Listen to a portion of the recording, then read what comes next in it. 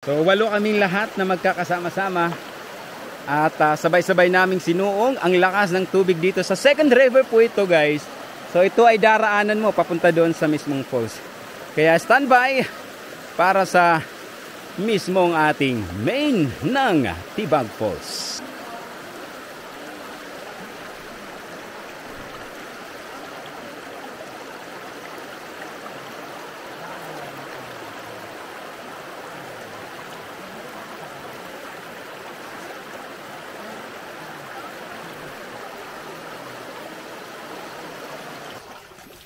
Sa taas, bakit may bahay ganyan?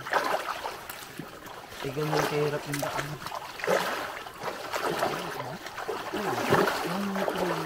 Ano, tatalo na tayo. Yung mga girls. Isip ko rin parang sinunod na. Ano yun? Sige. Isa lang daan niya, wala na ibang daan niya.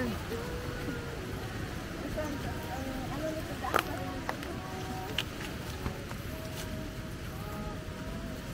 Daanan talaga ito ng ulan.